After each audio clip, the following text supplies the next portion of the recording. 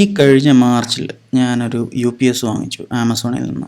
അതിൻ്റെ ഒരു അൺബോക്സിങ്ങും ഒരു ജനറൽ വർക്കിംഗ് ഓവർവ്യൂ ഒക്കെയാണ് ഈ വീഡിയോയിൽ ഉദ്ദേശിക്കുന്നത്. ഇതൊരു 700 VA UPS ആണ്. അതായത് നമുക്കൊരു 420 വാട്ട്സ് വർക്ക് ചെയ്യുന്ന അത്ര യൂസ് ചെയ്യുന്ന എക്യുപ്മെൻറ്റ്സ് നമുക്ക് കണക്ട് ചെയ്യാം. നമുക്ക് അതിൽ തന്നെ കാണിച്ചിട്ടുണ്ട് 20 ഇഞ്ചിൻ്റെ LCD TV ഇതൊക്കെ കണക്ട് ചെയ്യാവുന്ന. പിന്നെ നമ്മുടെ ഡിവൈസ് എന്തുമാത്രം പവർ യൂസ് ചെയ്യുന്നു എന്ന് നമ്മൾ കണക്കാക്കിയിട്ട് അതനുസരിച്ച് കണക്ട് ചെയ്താൽ മതി.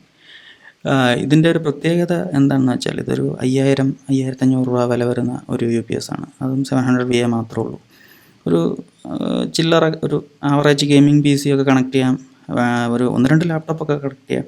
2-3 ലാപ്ടോപ്പൊക്കെ ഒരേ സമയം ചാർജ് ചെയ്യാം. ശരിക്കും ഡെസ്ക്ടോപ്പിനാണ് നമ്മൾ UPS ഉപയോഗിക്കുന്നത്. ഞാൻ ഡെസ്ക്ടോപ്പ് ബിൽഡ് ചെയ്യാനുള്ള ഒരു പ്ലാനിലാണ്. ഇതുവരെ ഡെസ്ക്ടോപ്പിൻ്റെ കമ്പോണൻസ് ഒന്നും വാങ്ങിച്ചില്ല. ആദ്യമേ UPS വാങ്ങിച്ചു വെച്ചു.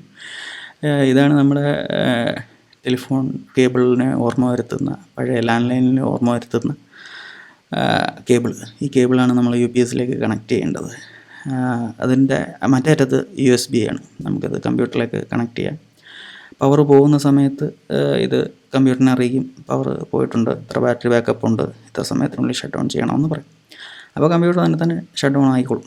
ഷട്ട് ഡൗൺ അല്ല, ഇതിനകത്ത് നമുക്ക് ഹൈബർനെറ്റ് എന്ന് പറഞ്ഞൊരു ഓപ്ഷനാണ് ബൈ ഡിഫോൾട്ട് കിട്ടുന്നത്. എനിക്ക് തോന്നുന്നു ഷട്ട് ഡൗൺ ആക്കി വേണമെങ്കിൽ മാറ്റാമെന്ന്.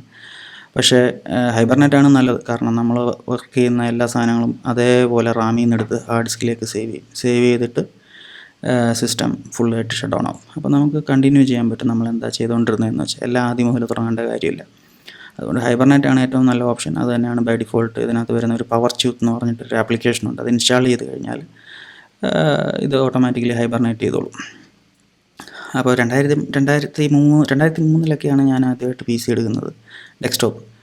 അത് കഴിഞ്ഞിട്ട് പിന്നെ 2005, 2007 ആയപ്പോഴത്തേന് ലാപ്ടോപ്പിലേക്ക് കടന്നു. പിന്നെ യാത്രകളൊക്കെ ആയിരുന്നു, കോളേജും മറ്റു കാര്യങ്ങളൊക്കെ ആയതുകൊണ്ട്. ഇതാണ് നമ്മുടെ ടെലിഫോൺ ലൈൻ പോലൊരു സാധനം, അത് UPSലേക്ക് കണക്ട് ചെയ്യുക. അതുകൊണ്ട് പിന്നെ ഡെസ്ക്ടോപ്പ് എടുക്കാനൊരു അവസരം കിട്ടിയില്ല. ഇപ്പോൾ ഒന്ന് ഡെസ്ക്ടോപ്പ് എടുത്താലോ എന്നൊരു ആലോചന വന്നപ്പോഴാണ് എന്നാൽ പിന്നെ ഒരു UPS എടുത്തേക്കാമെന്ന് പറഞ്ഞാൽ ആദ്യം പോയി UPS എടുത്തു. ഇനിയും മദർ ബോർഡും റാമും മറ്റ് സാധനങ്ങളൊക്കെ ഇനി ഓർഡർ ചെയ്ത് വരുത്തണം. ആദ്യം എന്തായാലും UPS കിട്ടിയിട്ടുണ്ട്. അതുകൊണ്ട് ഇനിയിപ്പോൾ നമുക്കൊരു മോട്ടിവേഷനായി. ഇനിയിപ്പോൾ എന്തായാലും ഇപ്പോൾ UPS ഉപയോഗിക്കണമല്ലോ. അതുകൊണ്ട് എത്രയും പെട്ടെന്ന് സിസ്റ്റത്തിൻ്റെ കമ്പോണൻസ് എല്ലാം വരുത്തണം. അതുകൊണ്ട് ഇനി ഓരോ കമ്പോണൻസ് വെച്ച് ഓർഡർ ചെയ്യാൻ പോവാം. അപ്പോൾ ഇങ്ങനെ കണക്ട് ചെയ്യുമ്പോൾ വിൻഡോസ് ഇങ്ങനെ കാണിക്കും. പക്ഷേ വിൻഡോസ് പ്രത്യേകിച്ചൊന്നും ചെയ്യാൻ തോന്നുന്നില്ല. എനിക്കറിയത്തില്ല ഇനി വിൻഡോസിനകത്ത് ബൈ ഡിഫോൾട്ട് എന്തെങ്കിലും ഈ UPSനെ കൺട്രോൾ ചെയ്യാനുള്ള എന്തെങ്കിലും പരിപാടി ഉണ്ടോ എന്ന് എനിക്കറിയത്തില്ല. എന്തായാലും ഇപ്പോൾ അതിനകത്തൊന്നും സമയം കളയാൻ പോകുന്നില്ല. അവർ പറയുന്ന പോലെയാണ് ഈ പവർ ട്യൂത്ത് പേഴ്സണൽ എഡിഷൻ എന്ന് പറഞ്ഞിട്ടുള്ള സോഫ്റ്റ്വെയർ അവരുടെ സൈറ്റിൽ പോവുക, ഡൗൺലോഡ് ചെയ്യുക. 35 MB മാത്രമുള്ള ഒരു ചെറിയ ആപ്ലിക്കേഷനാണ്, നേറ്റീവ് വിൻഡോസ് ആപ്ലിക്കേഷനാണ്. അത് ജസ്റ്റ് ഇൻസ്റ്റാൾ ചെയ്യുക. അത് ഇൻസ്റ്റാൾ ചെയ്ത് കഴിഞ്ഞാൽ നമുക്ക് ഈ UPSനെ അതുവഴി കൺട്രോൾ ചെയ്യാൻ പറ്റും. നമ്മളീ പറഞ്ഞ ലാൻഡ് ലൈൻ പോലത്തെ കേബിൾ UPS കണക്ട് ചെയ്യുക, അതിൻ്റെ ബാറ്ററി, അതിൻ്റെ USB-യുടെ മറ്റേ അറ്റം നമ്മുടെ കമ്പ്യൂട്ടറിൽ കണക്ട് ചെയ്യുക. ഇത് രണ്ടും റെഡിയാണെന്നുണ്ടെങ്കിൽ, ഈ സോഫ്റ്റ്വെയർ ഇൻസ്റ്റാൾ ചെയ്തിട്ടുണ്ടെങ്കിൽ അത് നമ്മുടെ ഡെസ്ക്ടോപ്പിൽ കണക്റ്റാവും. കണക്റ്റായി കഴിഞ്ഞാൽ നമുക്കതിനെ 1-2 ഓപ്ഷൻസ് മാത്രമേ ഉള്ളൂ. അത് നമുക്ക് സെറ്റ് ചെയ്യാം. അത്യാവശ്യം വളരെ സിമ്പിളായിട്ടുള്ളൊരു സോഫ്റ്റ്വെയറാണ്. നമുക്ക് ആവശ്യമുള്ളതെല്ലാം തരും. ആവശ്യമുള്ളതെല്ലാം ഈ സോഫ്റ്റ്വെയറിലുണ്ട്. അത്യാവശ്യമുള്ളതെല്ലാം ഉണ്ട്.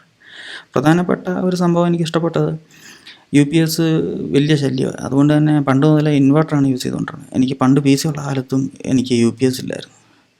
പക്ഷേ ഇപ്പോഴത്തെ എൻ്റെ ഇൻവെർട്ടർ അത്ര ശരിയല്ല. ഇൻവെർട്ടർ മാറ്റാൻ കൂടുതൽ പൈസയാവും. അതുകൊണ്ട് എന്നാൽ പിന്നെ ഒരു UPS, അതുമാത്രമല്ല ഒരു ഡബിൾ ലെയർ പ്രൊട്ടക്ഷൻ ഇരുന്നോട്ടെ എന്ന് വിചാരിച്ചു. ഇൻവെർട്ടർ ചില സമയത്ത് ഒരു ചെറിയ ഒരു ഡിലേ ഉണ്ട്. അതുകൊണ്ട് ചില സമയത്ത് മോണിറ്ററൊക്കെ ഓഫ് ആവുന്നുണ്ട്.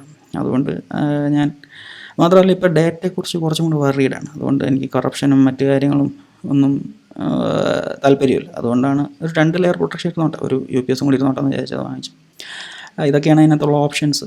നമുക്ക് ആദ്യം തന്നെ കിലോ വാട്ട് സെറ്റ് ചെയ്യാം. അതാണ് 7 കൊടുത്ത്. $1 ഉള്ളൂ, ഇന്ത്യൻ റുപ്പിയൊന്നും കാണിക്കുന്നില്ല. ഞാൻ 7 കൊടുത്തു. എനിക്ക് 500-600 ഒക്കെ വെച്ച് വരുന്നുണ്ട് ഒരു മാസം. അതൊന്നല്ല, 2 മാസം. അപ്പോൾ 7 രൂപ വെച്ചൊക്കെ ചാർജ് ആവുന്നുണ്ട്. ഇതാണ് സെൽഫ് ടെസ്റ്റ്. അതെന്തെങ്കിലും കുഴപ്പമുണ്ടോ എന്ന് സ്വയം വിലയിരുത്തുക. ഇത് കണ്ടിട്ട് എന്തെങ്കിലും പ്രശ്നം ഉണ്ടെങ്കിൽ എനിക്കൊന്ന് ആമസോണിൽ 14-15 ദിവസം റിട്ടേൺ ചെയ്യാം. ഇത് ഇങ്ങനെയൊക്കെ ടെസ്റ്റ് നടത്തിയിട്ട് എന്തെങ്കിലും കുഴപ്പമുണ്ടെങ്കിൽ അപ്പോൾ തന്നെ കയറ്റി വിട്ടേക്കാം. അല്ലെന്നുണ്ടെങ്കിൽ നമ്മൾ ഇതിൻ്റെ പുറകെ നടക്കേണ്ടി വരും. എന്തായാലും എൻ്റെ അതിനകത്ത് ടെസ്റ്റ് ചെയ്തപ്പോൾ ഒന്നും കുഴപ്പമൊന്നുമില്ല, സെൽഫ് ടെസ്റ്റ് പാസ്ഡ് എന്നാണ് കാണിച്ചത്. അത് കഴിഞ്ഞിട്ട് വേറെ എനർജി യൂസേജ് ഉണ്ട് അതിനകത്ത്. അത് ക്ലിക്ക് ചെയ്ത് കഴിഞ്ഞാൽ എത്ര വാട്ട്സ് ഉപയോഗിക്കുന്നുണ്ട് എന്നൊക്കെ അറിയാൻ പറ്റും. പിന്നെ ഇതിനകത്ത് പ്രിസർവ് ബാറ്ററി പവർ, അതായത് മാക്സിമം സമയം UPS നിൽക്കുക. ആ കമ്പ്യൂട്ടർ 5 മിനിറ്റിനകത്തോ 2 മിനിറ്റിനകത്തോ 1 മിനിറ്റിനകത്തൊക്കെ ഷട്ട് ഡൗൺ ചെയ്യുക, അങ്ങനെ ഒരു ഓപ്ഷൻ ഉണ്ട്. പക്ഷേ UPS പിന്നെ റൺ ചെയ്യുമെന്നാണ് എനിക്ക് മനസ്സിലായത്. അപ്പോൾ ഒരു 2 മണിക്കൂറോളം UPS കിടക്കും. മറ്റെന്തെങ്കിലും വല്ല റൗട്ടറോ എന്തെങ്കിലും കണക്ട് ചെയ്തിട്ടുണ്ടെങ്കിൽ അത് വർക്ക് ചെയ്യും. നമ്മുടെ കമ്പ്യൂട്ടർ 1 മിനിറ്റിനകത്ത് ഷട്ട് ഡൗൺ ആവുകയും ചെയ്യും. അതാണ് ഇപ്പം ഞാൻ സെറ്റ് ചെയ്ത് വെച്ചേക്കുന്നത്. ഇത് ജസ്റ്റ് ഒരു ഡെമോ കാണിക്കാൻ വേണ്ടി ചെയ്തതാണ്. ഞാൻ എന്തായാലും ഇതിപ്പം ഈ ലാപ്ടോപ്പ്, ഇത് LG ഗ്രാം എന്ന് പറഞ്ഞ ലാപ്ടോപ്പാണ്. ഇതിന് 10-12 മണിക്കൂറൊക്കെ കിട്ടുന്നുണ്ട് ബാറ്ററി പവർ. അതുകൊണ്ട് നമുക്ക് അതിൻ്റെ ആവശ്യമില്ല. എന്തായാലും ബാറ്ററി ബാക്ക് പോയപ്പോൾ നമുക്ക് കാണാം UPS നമുക്ക് ഒരു നോട്ടിഫിക്കേഷൻ തന്നു, പവർ പോയിട്ടുണ്ട്, എത്രയും പെട്ടെന്ന് എന്തെങ്കിലും ചെയ്ത് എന്നുള്ള ഒരു വാർണിംഗ് ഒക്കെ തന്നു നോട്ടിഫിക്കേഷൻ വഴി. അത് കഴിഞ്ഞിട്ട് 1 മിനിറ്റിനകത്ത് നമ്മുടെ സിസ്റ്റം ഹൈബർനേറ്റ് ചെയ്യുന്നതാണ്. നമുക്കിവിടെ കാണാം പവർ സോഴ്സിൽ ബാറ്ററി എന്ന് കാണാം. അപ്പോൾ ബാറ്ററിയിലാണ് ഓടുന്നത് എന്ന് യൂസറിനെ നോട്ടിഫൈ ചെയ്തിട്ടുണ്ട്. യൂസറിന് എന്താണെന്ന് വെച്ചാൽ വേണമെങ്കിൽ പെട്ടെന്ന് ചെയ്യാം. അത് കഴിഞ്ഞാൽ പിന്നെ ഓപ്ഷനൊന്നുമില്ല, അത് ഹൈബർനേറ്റ് ചെയ്തിരിക്കും. അതാണ് അതിൻ്റെ ഒരു സ്റ്റൈൽ. ഞാൻ ഈ വീഡിയോ കട്ട് ചെയ്ത് ചെറുതാക്കാമായിരുന്നു, പക്ഷേ കട്ട് ചെയ്യുന്നതൊക്കെ മെനക്കേടാണ്. അതുകൊണ്ട് ഞാനിതെല്ലാം അതേപോലെ പറഞ്ഞുകൊണ്ടിരിക്കുകയാണ്. നിങ്ങൾക്ക് സ്കിപ്പ് ചെയ്യാൻ വെറുതെ എന്തിനാ നോക്കിയിരിക്കുന്നത്? സ്കിപ്പ്. പിന്നെന്താ പറയാനുള്ളത്?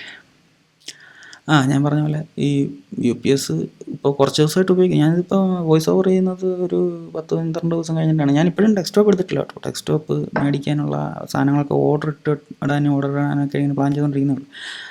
എന്തായാലും എന്താണ് ഹൈബർനെറ്റ് ഓപ്ഷൻ വന്നു, ഹൈബർനെറ്റ് നൗ. അത് നമുക്ക് ഒന്ന് ക്യാൻസൽ ചെയ്യാം കേട്ടോ, അങ്ങനെയുള്ള ഓപ്ഷനുണ്ട്. ഹൈബർനെറ്റ് നൗ കൊടുക്കാം, അല്ലെങ്കിൽ ക്യാൻസൽ കൊടുക്കാം. അപ്പോൾ യൂസറിന് ഇൻട്രപ്റ്റ് ചെയ്യാൻ വേണമെന്ന് വെച്ചാൽ എന്തായാലും ഫുള്ള് ഷട്ട് ഡൗൺ ആയിട്ടുണ്ട്. അത് കഴിഞ്ഞിട്ട് ഞാൻ എനിക്ക് ഏറ്റവും ഇഷ്ടപ്പെട്ട ഒരു ഓപ്ഷനുണ്ട്. സ്റ്റാറ്റസ് മഞ്ഞയായിട്ട് കത്തും, മറ്റേ പച്ചയായിരിക്കും കറണ്ട് ഉണ്ടെങ്കിൽ, കറണ്ട് ഇല്ലെങ്കിൽ മഞ്ഞയാവും.